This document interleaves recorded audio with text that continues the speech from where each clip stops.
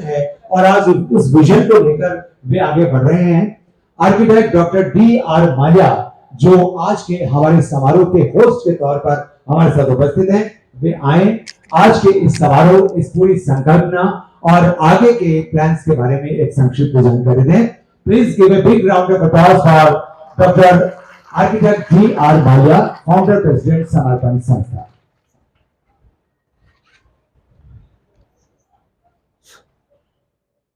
ये कैसे चलोगे?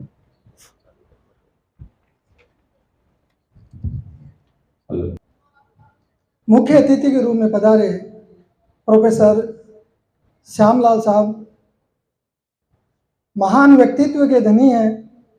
आप पूर्व कुलपति राजस्थान विश्वविद्यालय, जयनारायण विश्वविद्यालय और पटना विश्वविद्यालय बिहार, तीनों यूनिवर्सिटियों में आप कुलपति रहे हैं और बहुत ही सहज सरल स्वभाव के धनी हैं।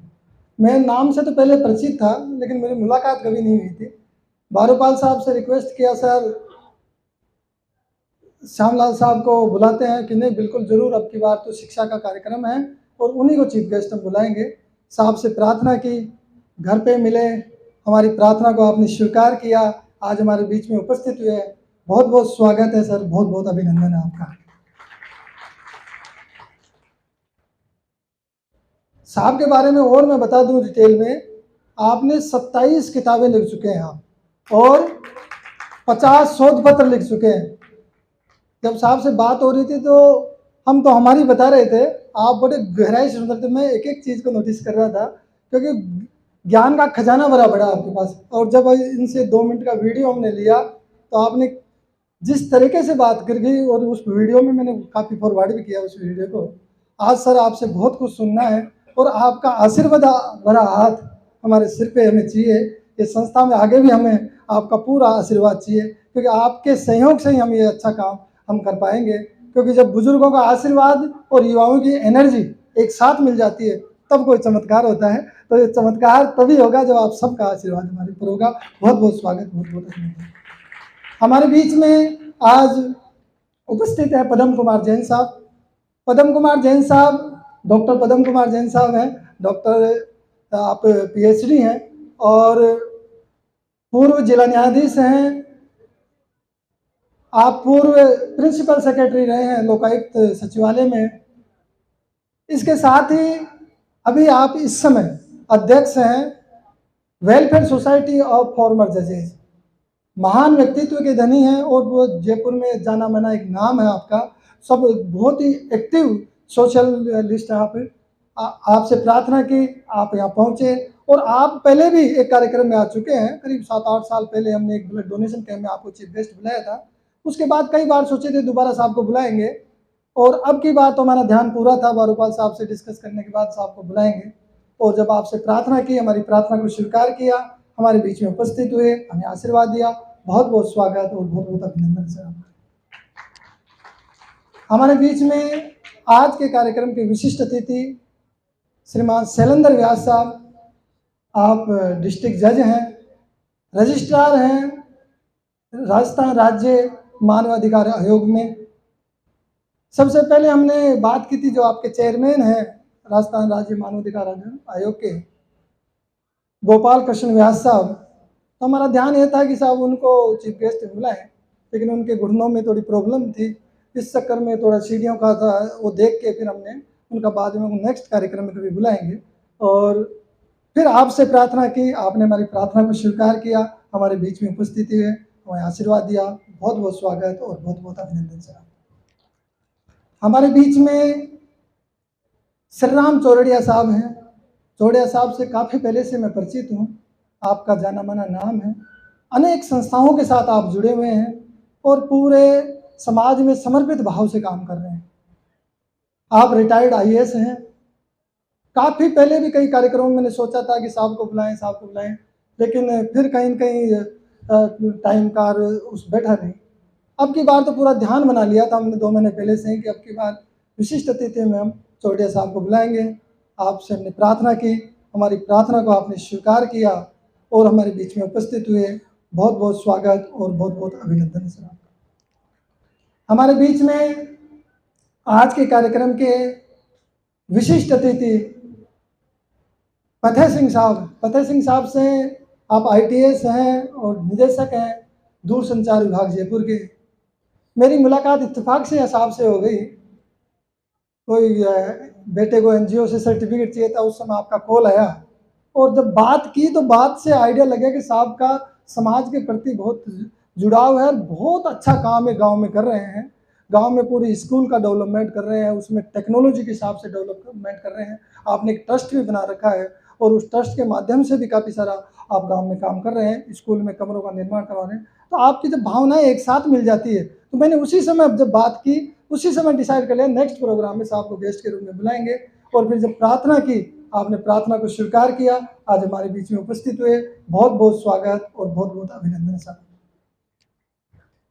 हमारे बीच में रावत साहब हैं। रावत साहब तो जाना माना जयपुर का नाम है, जयपुर ही नहीं पूरे राजस्थान का नाम है। BS रावत साहब रावत एजुकेशनल ग्रुप के आप चेयरमैन हैं और इनका पूरा आशीर्वाद मेरे सिर पे रहता है।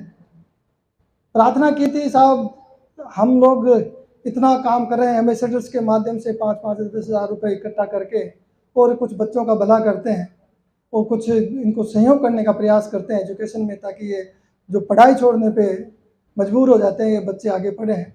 और तो हमारे को पूरा आपका सहयोग चाहिए। ये हॉल है, बहुत इसका किराया काफ़ी है, लेकिन मैंने साहब से निवेदन किया साहब आपको इसको उपलब्ध करवाना है। साहब ने हमें निःशुल्क उपलब्ध कराया। जोरदार तालियां साहब का स्वागत करें। बहुत बहुत स्वागत और बहुत बहुत अभिनंदन सर आपका। हमारे बीच में नरेंद्र रावत साहब हैं। नरेंद्र जी आपके सुपुत्र ही हैं रावत साहब के और रावत एजुकेशनल ग्रुप के डायरेक्टर हैं। बहुत ही अच्छे स्पीकर हैं, मोटिवेशनल। आप इनके सुनते रहते हैं फेसबुक पे और उस पर देखते रहते होंगे। आज हमने स्पीच का भी आपका लिया साहब का, 5 मिनट आपसे आज सुनेंगे, क्योंकि इच्छा तो बहुत होती है कि सबसे सुने, लेकिन समय की एक मर्यादा होती है, उस मर्यादा के तहत बन जाते हैं कि फिर टाइम का बड़ा दिक्कत रहती है। तो हमने साहब से सुनने का भी रखा है। आप रावत एजुकेशनल ग्रुप के डायरेक्टर हैं और आपका एक अक्षंद्र फाउंडेशन भी है। उस अक्षंद्र फाउंडेशन के से आप बहुत चैरिटी के काम कर रहे हैं, समाज सेवा के बहुत काम कर रहे हैं। योगा कैंप भी करवाया आपने, मैं भी उसमें उपस्थित हुआ और भी अनेक कार्यक्रम आपने इसकी रफ्तार चला दी कि सोशल काम करने की। तो सर आज के इस कार्यक्रम में बहुत बहुत स्वागत और बहुत बहुत अभिनंदन आपका। हमारे बीच में मदन लाल अटवाल साहब हैं, नगर पालिका डेगाना के आप चेयरमैन हैं। बारूपाल साहब के मित्र हैं। बारूपाल साहब ने कहा कि मदन लाल अटवाल साहब हैं, वहाँ के चेयरमैन हैं, विशिष्ट अतिथियों को साहब बुलाओ आपकी संस्था की। तो मेरी मुलाकात तो नहीं थी, फिर मुलाकात जब फ़ोन में बात हुई तब मुलाकात बनी और आपने हमारी प्रार्थना को स्वीकार किया, हमारे बीच में इतनी दूर से चल के आए। बहुत बहुत स्वागत और बहुत बहुत अभिनंदन सर। हमारे बीच में विजय गोयल साहब हैं। विजय गोयल साहब संस्था के परिवार के सदस्य हैं। आप संस्था के मुख्य संरक्षक भी हैं और अनेक संस्थाओं के साथ जुड़े हुए हैं और बिजी शेड्यूल इतना कि साहब से मैं महीने भर से बात करने की कोशिश, मिलने की कोशिश कर रहा हूँ, मिलना होता ही नहीं है। कभी आज मैं वहाँ हूँ, आज खाटू श्याम जी हूँ, आज दिल्ली में हूँ, आज कहाँ हूँ। आपका बहुत टाइट शेड्यूल है और कई संस्थाओं के साथ जुड़े हुए हैं। 40 में भी आप हैं, अभी आप अग्रेसन उसका समाज का बताया, उसमें भी आप वरिष्ठ उपाध्यक्ष हैं और समर्पण संस्था के भी आप करता धरता है। समर्पण संस्था के आप मुख्य संरक्षक भी हैं। मैंने तो आपसे प्रार्थना की थी सर, काफ़ी दिन हो गए आए हुए, आपको हम गेस्ट लिस्ट में रखेंगे, आप हमें आशीर्वाद दीजिए। तो आपने मेरी प्रार्थना को स्वीकार किया, आज उपस्थित हुए। बहुत बहुत स्वागत और बहुत बहुत अभिनंदन। और साहब ने अपनी ये बिल्डिंग बन रही है, बिल्डिंग के लिए भी मैंने प्रार्थना की थी। एक चेक का इनसे कहा था साहब थोड़ा सा इसमें योगदान करना, आपने मेरी प्रार्थना को स्वीकार, शायद लाए भी होंगे चेक, तो इसलिए भी बहुत बहुत स्वागत और बहुत बहुत अभिनंदन। और हमारे बीच में जितने भी और उपस्थित हैं हमारे अतिथिगण, रिटायर्ड IAS मधुसूदन साहब, मेरी मुलाकात पहली बार हुई आपसे और बहुत बहुत स्वागत सर, बहुत बहुत अभिनंदन है आपका। IFS रिटायर्ड दीपचंद जी बैठे हैं और अनेक संस्थाओं के काफ़ी सारे लोग यहाँ बैठे हुए हैं, अलग अलग संस्थाओं के। हमारे बीच में पूनम फाउंडेशन से, श्री गंगानगर से पूरी टीम आई हुई है और दूसरी संस्थाओं के कई अध्यक्ष बैठे हुए, सबका नाम लेना बड़ा मुश्किल हो जाएगा, लेकिन आप सभी का बहुत बहुत स्वागत और बहुत बहुत अभिनंदन है। हमारे बीच में आज 68 एजुकेशनल एम्बेसडर हैं। ये एजुकेशनल एम्बेसडर जो कार्यक्रम की सारी योजना है, ये एक इनोवेशन है। देश को आज जो जरूरत है वो जरूरत है सोशल स्टार्टअप की। स्टार्टअप शब्द अभी सुना मैंने भी थोड़े 2-4 साल से ही, लेकिन जो सोशल स्टार्टअप इसे कह सकते हैं। 3-4 साल पहले हम उस समय जब काम किए थे 2010 में, तब सबसे पहले 18 बच्चों की मदद की थी। वो बच्चे भी हम बड़े मुश्किल से ढूंढ के लाए थे। 18 बच्चों को हमने किताबें, फीस, यूनिफॉर्म ये सब उस समय दी थी। उसके बाद वो निरंतर चलता रहा, लेकिन मेरे दिमाग में आ रहा था कि कुछ ऐसा इनोवेशन करें ताकि ज़्यादा से ज़्यादा बच्चों की मदद हो। तो मेरे दिमाग में फिर आया एजुकेशनल एम्बेसडर का आइडिया कि एक कोई व्यक्ति जो आर्थिक संपन्न है, ईश्वर की बहुत कृपा है उनके ऊपर, वो यदि एक बच्चे के एजुकेशन की जिम्मेदारी ले लेता है तो वो हमारी संस्था का एजुकेशनल एम्बेसडर होगा।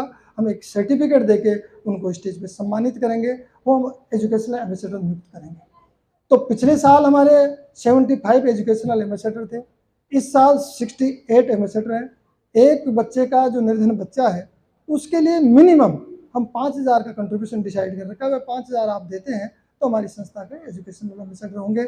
और उसके बाद तो जितना भी दो, यहाँ 11,000 भी काफ़ी लोगों ने दिए हैं, 21,000 भी दिए हैं, 15,000 हमारे जाटव साहब ने 15,000 रुपये दिए हैं। आज जाटव साहब, कर्नल साहब भी आने वाले थे। कर्नल साहब की तबीयत थोड़ी नरम थी, इस चक्कर में वो गांव गए हुए तो वो नहीं आ पाए।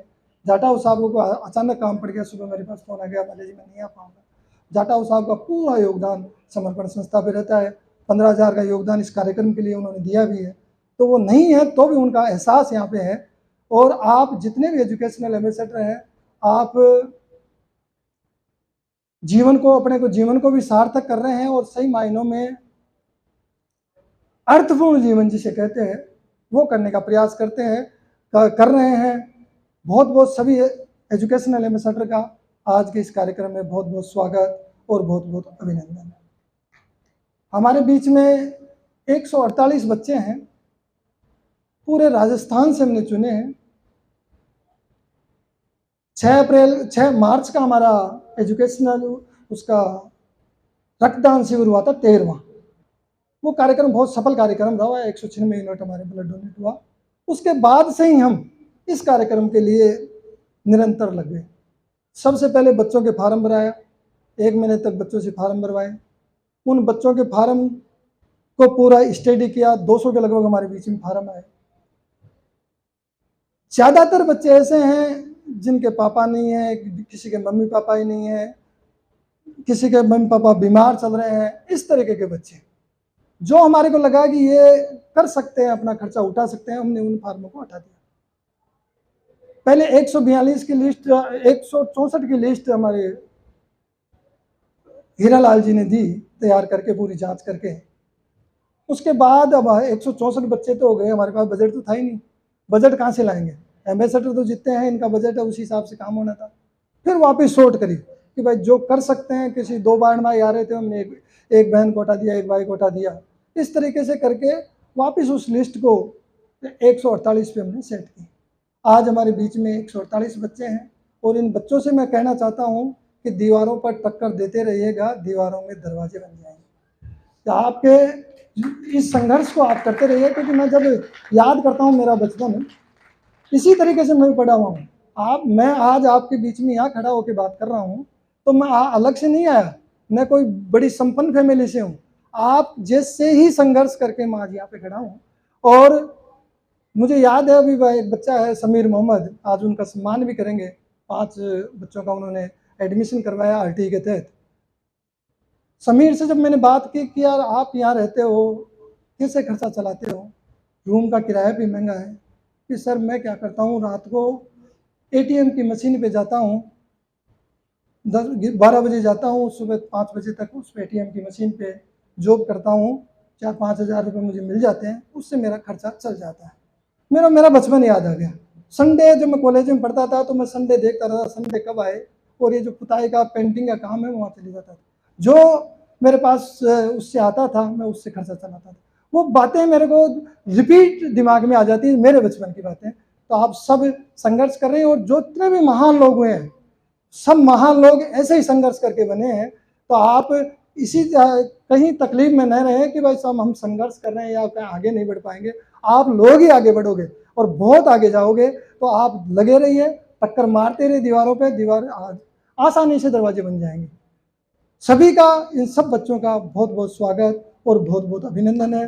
पूरे और ओवरऑल समर्पण संस्था के जितने भी मेंबर हैं, हमारे मुख्य संरक्षक और कई लोग बैठे हुए हैं बाहर, वो बच्चे रजिस्ट्रेशन कर रहे हैं, वॉलंटियर्स हैं, इन सब का भी बहुत बहुत स्वागत और बहुत बहुत अभिनंदन है आज के इस कार्यक्रम में।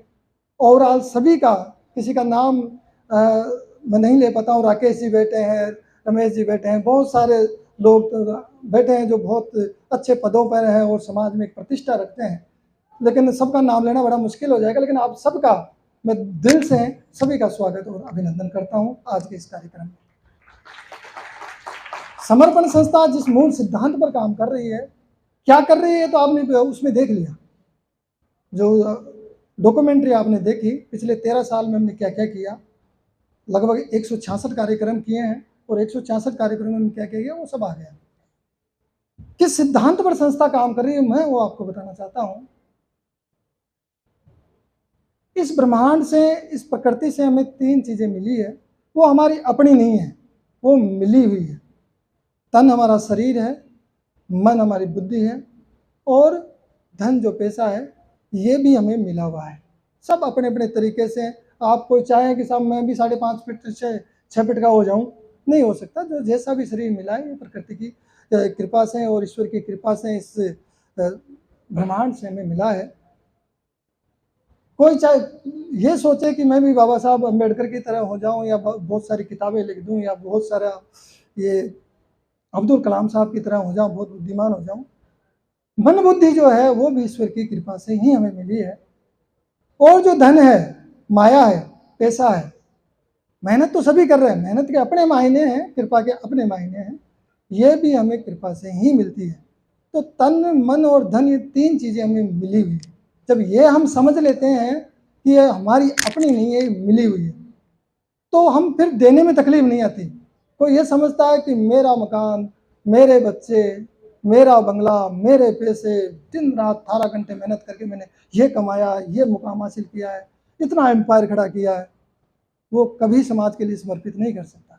समर्पित वो कर सकता है, वो ये समझता है कि जो मेरे पास है ये मेरा अपना नहीं है, ये मुझे मिला है, और मिले हुए को देने में कोई तकलीफ नहीं आती। समर्पण संस्था इसी मूल सिद्धांत पर काम कर रही है। और ये पिछले 13 साल में काफ़ी सारे कार्यक्रम, क्योंकि लंबा नहीं लूँगा, आधा घंटा लेट कार्यक्रम चालू हुआ था, इसलिए मैंने आधा घंटे का टाइम लिया था। काफ़ी सारी बातें मेरे मन में थी, वो बतानी भी थी, लेकिन मैं लंबा नहीं खींचूँगा। टाइम से हम इस कार्यक्रम को पूरा करेंगे। तो आप, मैं स्वागत के लिए ही आप सबके बीच में हूँ, और बहुत बहुत स्वागत और बहुत बहुत अभिनंदन है। आप सभी का आभार, धन्यवाद। और एम्बेसडर्स का भी आभार, आपने बहुत ही दिल से, दिल की गहराई से सैल्यूट आप सबको कि आपने इस कार्यक्रम को सफल बनाया है, और निरंतर इसी तरह कृपा बनाए। हाँ, मैं इसकी भूल गया था, ये हमारा बिल्डिंग बन रही है, निर्माणाधीन समर्पण आश्रय केयर भवन। आप इस डॉक्यूमेंट्री में भी इसके बारे में सुन लिए, काफ़ी लोग नए हैं तो मैं इस बारे में बता देता हूँ। हम दादा पोता निवास बना रहे हैं। ऐसे बच्चे जिनके माँ बाप नहीं हैं, और ऐसे बुजुर्ग जो पीड़ित हैं, एकाकी जीवन यापन कर रहे हैं, प्रताड़ित हैं, अकेले हैं, उनको हम एक साथ इस बिल्डिंग में रखना चाहते हैं। एक फ्लोर बच्चों की, एक फ्लोर वृद्धाश्रम और अनाथ आश्रम मिक्स में। ये दादा पोता निवास है, विदेशों में कॉन्सेप्ट चलता है, और शायद हमारे यहाँ भी इंडिया में एक आध होंगे। मेरे दिमाग में आई थी ये बात, बेटी ने सुझाव दिया था, पापा इस तरीके का कुछ करेंगे, तो मेरे क्लिक करके दिमाग में वो यही करेंगे। तो इस बिल्डिंग में शुरू में मेरी हिम्मत नहीं हुई थी इसको चालू करने। तो ज़मीन तो मेरी थी, मेरी तो अपनी क्या थी, मैंने तो मिली थी, समर्पित कर दी मेरी बाकी। लेकिन बिल्डिंग का काम करने के लिए मैंने बहुत सोचा, क्योंकि चालू तो कर देंगे, सफल कैसे होगा, 1.25 करोड़ का इसका प्रोजेक्ट है, 1.25 करोड़ कैसे सफल होगा। मेरे पास तो जो है मेरा समर्पण है, लेकिन इतना बड़ा अमाउंट। कर्नल साहब हमारे मुख्य संरक्षक है, प्रधान मुख्य संरक्षक है। कर्नल साहब ने कहा माल्या जी चालू करो, मैं 5 लाख दूंगा। और 5 लाख जब उन्होंने अनाउंस किया तो मेरा उत्साह बढ़ गया। उसके बाद मैं सोचा कि ये हो सकता है काम। फिर उसके बाद हमने अनाउंस किया साहब बिल्डिंग का काम चालू करेंगे। शिलान्यास का रख दिया पहले ही, और शिलान्यास का रखने के बाद में हमारे पास 20 लाख रुपए इकट्ठे हुए। कोई अभियान नहीं चलाया, किसी के पास नहीं गए हम, और 20 लाख रुपए से हमने बेसमेंट की छत हमारी डल चुकी है। 28.5 बाई 47.5 का पूरा हॉल है बेसमेंट का। छोटे मोटे कार्यक्रम उस हॉल में कर सकते हैं हम। और ग्राउंड फ्लोर के लिए अब काम चालू कर दिया। कोई अमाउंट नहीं है, ग्राउंड फ्लोर के 20-30 हज़ार पड़े हैं इस समय ये स्थिति, लेकिन फिर भी हमने उसको चालू कर रखा कि कहीं ना कहीं से आ जाएंगे। आप सब से मैं झोली फैलाकर मांगता हूँ कि आप सब इस बिल्डिंग, यदि मालिक ने आपको दिया है, सहज भाव से, क्योंकि बूंद बूंद से घड़ा भर जाता है, सहज भाव से आप योगदान कर सकते हैं। आप संपन्न हैं और सहज भाव से कर सकते हैं, तो इस बिल्डिंग के लिए योगदान कर। 13 साल में कभी गेस्ट से नहीं मांगा पैसा हमने, तो कभी इतने कार्यक्रम साल में 11 कार्यक्रम, इस साल 11 कार्यक्रम है, कभी भी किसी को नहीं कहा साहब हमारा कोई योगदान करो, कभी मांगा ही नहीं। दिया तो मना किया साहब हमारे को जरूरत नहीं है, लेकिन आज मैं मांग रहा हूँ, इस बिल्डिंग के लिए मुझे मांगने की जरूरत पड़ रही है। आप इसमें योगदान करें, थोड़ा थोड़ा योगदान करें। हम इस ग्राउंड फ्लोर की तो कम से कम छत भर के इसको चालू कर दें। कई लोगों ने अनाउंस किया था, किसी ने 25 लाख के लिए भी कहा था, किसी ने 10 लाख के लिए भी कहा था, सब धीरे धीरे फेल हो गए, वो उन्होंने नहीं दिया। लेकिन कोई बात नहीं, हम रुकेंगे नहीं, इसको बना के छोड़ेंगे। ये हमारा एक मनोबल है। और मैंने तो प्रण कर रखा है, मैंने एक डिब्बा लगा रखा है घर पे, जब सुबह जूते पहनता हूँ तो डिब्बे में 500 रुपये डालता हूँ और मैं नमस्कार करता हूँ। वो पूरा मैंने एक सिस्टम बना रखा है, और ये पिछले 6 महीने से चल रहा है, और रेगुलर कर रहा हूँ। 6 महीने पहले भी से, जब से ये अनाउंस किया था तब से किया था। पिछली बार उस डिब्बे को खोले तो 1,52,000 निकले थे हमारी मीटिंग में। फिर मैं उसमें प्रण कर रखा हूँ। तो वो कि गोल सेट कर लो और गोल के लिए बेबी स्टेप्स उठाओ, वो वाला प्रयास मेरा चल रहा है। और मालिक की कृपा हुई तो मैं तो अपना प्रयास कर रहा हूँ, क्योंकि इंसान चाहे कि मैं खुद कर रहा हूँ तो ये कभी सफल नहीं हो सकता। कराने वाली एनर्जी कुछ और होती है। वो जो एनर्जी हम सबके दिलों को धड़का रही है, वो परम शक्ति ही इसको करवा सकती है। लोग कहते हैं माल्या जी कहाँ से लाते हुए एनर्जी। 11 कार्यक्रम इस 2023 के में 7 हमारे पूरे हो चुके हैं, सारे बड़े कार्यक्रम हैं।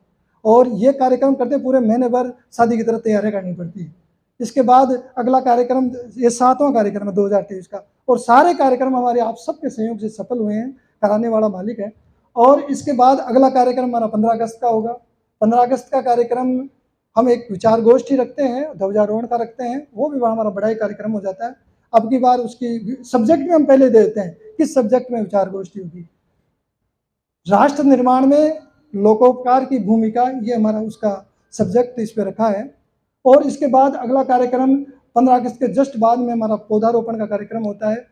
पेड़ लगाते हैं, पूरा नक्शा बना के लगाते हैं, पूरी देखभाल करते हैं। मेरे घर के सामने वाला गार्डन है, पूरा हरा भरा के समर्पण संस्था के माध्यम से हुआ है। वो एक एक पेड़ पे ट्री गार्ड लगवाते हैं। उसको भी ऐसा नहीं साहब पेड़ लगाए फोटो खिंचा लिए दिखा दिए, इस तरीके से नहीं करते हैं। वो भी पूरे सिस्टम से करते हैं। भले ही हम 10 ही पेड़ लगाएं, लेकिन 10 ही अच्छे लगे। लोग कहते हैं साहब मैं तो 1 लाख पेड़ लगा दिए। मैं ताजुब कर जाता हूँ, 1 लाख लगा कहाँ से दिए इन्होंने, 1 लाख की कैसे देखभाल करी। तो काफ़ी लोग कहते हैं 10 लाख लगा दिए, 1 लाख लगा दिए, मैंने 2 लाख पेड़ लगा दिए। हम थोड़े लगाते हैं, बड़े पेड़ लगाते हैं, उनकी पूरी देखभाल कर पूरे के पूरे पनपते हैं। वो उसकी फिर बाद में फाड़ने का वो पूरा इंतजाम भी करते हैं। अब की बार पेड़ लगाने का मैं सोच रहा हूँ, इसके आगे जो बिल्डिंग के आगे काफ़ी लंबा 50-60 फीट की जगह है, पूरा लॉन है। उस लॉन में बढ़िया सौंदर्यकरण के पेड़ लगाएंगे। तो अब की बार पौधारोपण कार्यक्रम हम बिल्डिंग के वहीं पे करेंगे। वो हमारे 15 अगस्त के बाद के उसमें होगा। वो करीब शायद 22 अगस्त से कुछ होगी, डेट मेरे को ध्यान नहीं है। उसके बाद में अगला जो कार्यक्रम है वो होता है हमारा एक अवार्ड फंक्शन। पूरे भारत से, अब तो विदेश से भी आने लगे उसमें, पूरे भारत से 50 लोग ऐसे चुनते हैं जो समाज में बेहतरीन काम कर रहे हैं, उत्कृष्ट काम कर रहे हैं, अलग अलग क्षेत्रों में काम कर रहे हैं, जो इस भारत को बड़ा भारत बना रहे हैं। उन लोगों को हम चुनते हैं, पूरी प्रविष्टियाँ लेते हैं। हमारे बारूपाल साहब इतनी बारीकी से चेक करते हैं, फिर लिस्ट तैयार करते हैं। किसी तरीके का किसी से अवार्ड से किसी को पैसा नहीं लेते साहब, 1100 दे दो, 2100 दे दो, 5000 दे दो, कुछ भी नहीं लेते। पूरा उनका अवार्ड देकर उनको सम्मानित करते हैं। कोई सहज भाव से, हम नहीं मांगते तो भी लोग दे जाते हैं। पिछले प्रोग्राम में कोई अवार्ड में किसी तरीके का किसी से कंट्रीब्यूशन का हमारा ना, उसमें फिर भी हमारा पूरा कार्यक्रम उस कंट्रीब्यूशन से ही हो गया। तो लोग अच्छा काम करते हैं तो सब अच्छी नीति से करते हैं तो लोग देते हैं, ऐसी बात नहीं। लोग मेरे कहते हैं माला जी यार ये IAS और जज तो कहीं देते ही नहीं है, जो तो माला पहन के चले जाते हैं, आपको कैसे दे देते हैं? मुझे भाई ये तो उनसे पूछो, वो दे के जाते हैं। यहाँ IAS भी देते हैं, जज भी देते हैं। बारूपाल साहब को देखो, पूरा समर्पण कर रखा है बारूपाल साहब ने। इनका जीवन देखो आप। मैं तो इनकी संगति इसलिए करता हूँ कि इनका पूरा आशीर्वाद रहता है, संगत का असर तो होता ही होता है। तो ये रिटायरमेंट के बाद में, और बारूपाल साहब के मेरे को याद आ गई, 75 साल की उम्र में आपने PhD करी है, जोरदार तालियों से स्वागत करें। ये जीते जागते हमारे सामने एग्जाम्पल है, इनसे प्रेरणा हमें लेनी चाहिए। और गांव में बहुत बड़ा एक स्मृति वन बना रहे हैं मैडम की याद में और इनके बेटे की याद में। स्मृति वन जैसे यहाँ कपूरचंद पुलिस स्मृति वन है, इसी तरीके से गांव में बना रहे हैं। और बहुत बड़ा लाखों रुपए उसमें लगा चुके हैं, करीब 30-40 लाख आपने लगा भी दिए उसमें। और वहाँ तो करी नहीं, इनका अपना ट्रस्ट है, लेकिन समर्पण संस्था भी नहीं की। माला जी क्या करूं साहब, आप सहज भाव से हर कार्यक्रम में इनका योगदान रहता है। ऐसा नहीं है साहब केवल आशीर्वाद ही रहता है, ये पैसा भी देते हैं। तो ये इस तरीके के लोग जब संस्था के साथ जुड़ते हैं, हमारे सचिव हैं खंडेलवाल साहब बैठे हैं, मनीष विजयवर्गीय साहब आ गए, बहुत बहुत स्वागत सर, बहुत बहुत अभिनंदन आपका। आप भी संस्था के साथ हमारे सलाहकार के रूप में जुड़े हुए हैं। और CL वर्मा साहब हैं।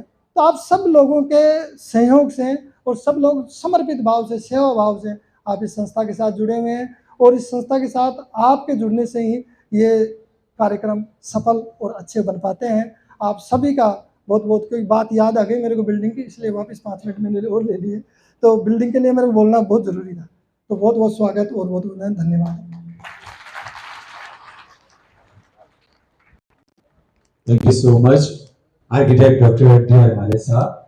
और अब मैं एक वो बात, क्योंकि इसी कार्यक्रम की रूपरेखा में बनाता हूँ, ये आर्किटेक्ट D.R. माल्या साहब मुझे पूरी, बारूपाल साहब मुझे पूरी रूपरेखा देते हैं और मैं सारी बात जो है वो इनकी बात मान करके आगे अनाउंस करता हूँ। सिर्फ एक बात ऐसी